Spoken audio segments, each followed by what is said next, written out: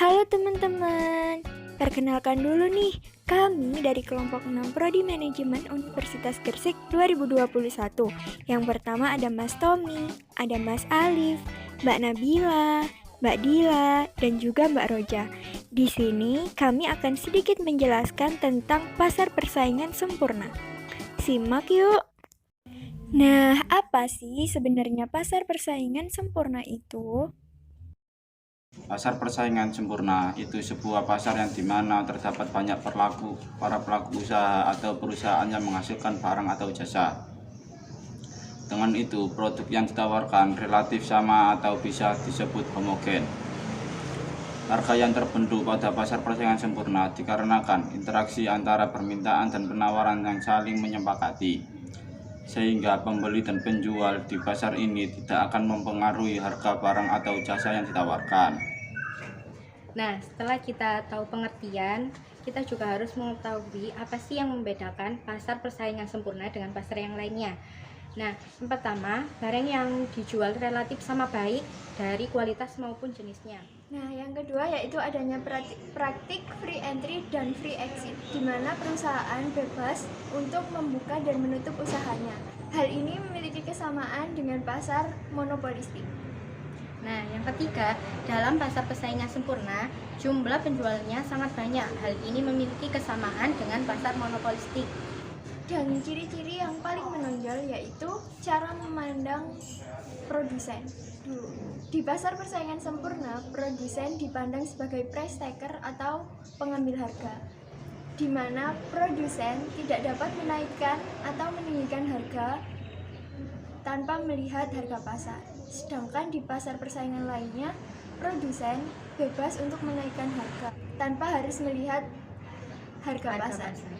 Seperti itu. Setelah membedakan pasar persaingan sempurna dengan pasar persaingan yang lainnya, pasar persaingan sempurna memiliki kelebihan dan kekurangan. Untuk kekurangannya, 1.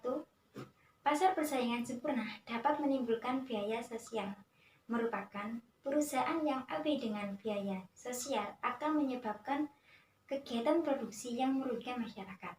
Misalnya, penggunaan bahan pengawet yang berlebihan. Dan yang kedua, konsumen dapat merasa jenuh dalam pembeliannya karena produk pada pasar adalah produk homogen, sehingga membatasi pilihan konsumen. Dan yang ketiga, keuntungan yang diterima dalam skala normal, beberapa perusahaan akan sulit untuk pengembangannya. Untuk kelebihannya, 1.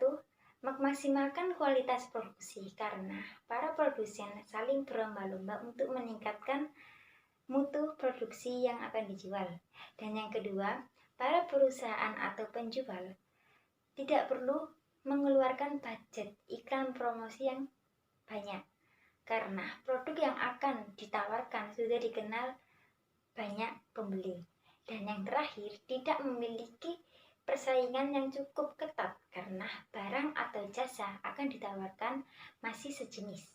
Dan yang terakhir, harga yang ada di pasar persaingan sempurna cenderung lebih stabil jika dibandingkan dengan pasar persaingan tidak sempurna.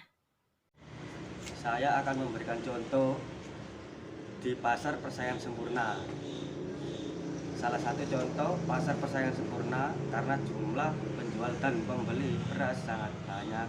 Selain itu, pasar beras juga seluruh penjualnya menjual produk yang beragam, yaitu beras yang sudah menjadi kebutuhan pokok masyarakat.